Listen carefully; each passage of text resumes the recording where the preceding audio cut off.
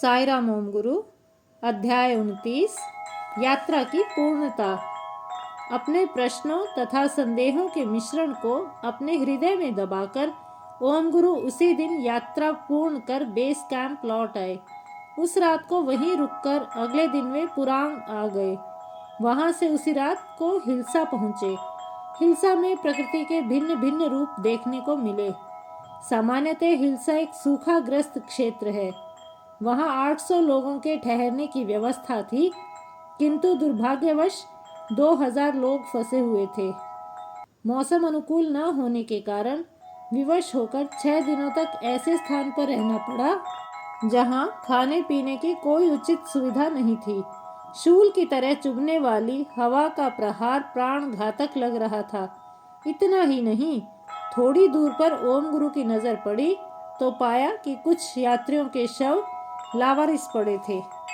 वहीं पर एक नया घर बन रहा था। अगले 2 दिन ओम गुरु अपने साथियों के साथ उसी निर्माणाधीन घर में पहुंचे। वे बार बार हेलीपैड जाकर देखते, परंतु हर बार निराशा ही हाथ लगती। जब भी कोई हेलीकॉप्टर आता तो लोग सारी श्रद्धा भक्ति की भावना को भुलाकर एक दूसरे के सामने दुश्मनों की तरह लड़ने के लिए खड़े हो जाते।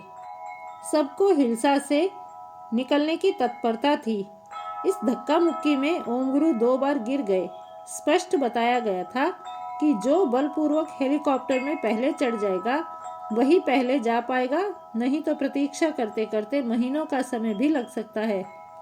हिल्सा में खाने पीने का सामान भी केवल 5 दिनों का शेष था, जिसे ऊंचे दामों पर बेचा जा रहा था।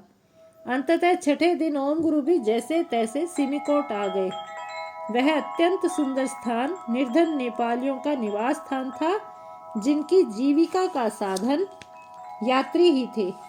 सिमिकोट के समाचार पत्र में यात्रा की कठिनाइयों से संबंधित बड़ा अनुच्छेद छपा। सड़क मार्ग न होने के कारण ओम गुरु तथा उनके साथियों को छोटे हवाई जहाज की उड़ान द्वारा सुरखेत लाया गया। वहां से वे एक वैन से नेपालगंज आए, जहां उन्होंने अपना सामान छोड़ा हुआ था। सामान लेकर ओम गुरु अगले ही दिन अपने समूह के साथ कार द्वारा भारत सीमा पहुंचे, जहां से वे लखनऊ हवाई अड्डे पर आ गए। वहां से वे ईरोड लौट आए। ओम गुरु ने बताया, इस यात्रा से मुझे कई सबक मिले। जैसे कैलाश यात्रा भारतीय एजेंटों के भरोसे असंभव है, क्योंकि हमारे सामने वे बड़ी बड़ी बातें कर सुहाने सपने दिखाते हैं, परंतु वास्तव में ऐसा कुछ भी नहीं होता। वास्तविक स्थिति से अनभिज्ञ रखकर वे हमें सहजता के साथ ऐसी कठिन तथा जानलेवा यात्रा पर भेज देते हैं। फिर अपनी इच्छा से वे हमें नेपाल के एजेंटों के हाथों में सौंप देते हैं और स्वयं कर्तव्य से मुक्त हो जाते हैं। नेपाल के एजेंट तिब्बत के गाइड के पास भेज देते हैं। गनीमत है कि अधिकतर गाइड आध्यात्मिक प्रवृत्ति के होते हैं।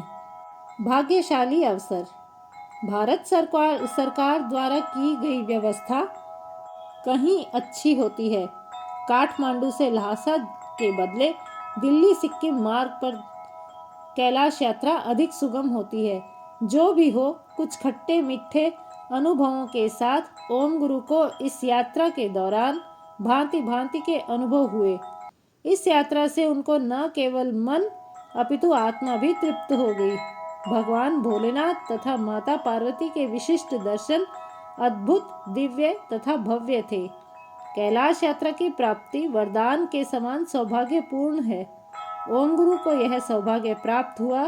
उनके मुख से सुने वर्णन को इस पुस्तक में उतारने से तथा पाठकों द्वारा पठन करने से हम सबको कैलाश पर्वत के बारे में विस्तृत जानकारी प्राप्त करने का सुअवसर प्राप्त हुआ।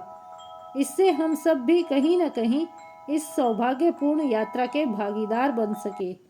जय साई राम, जय ओम गुरु।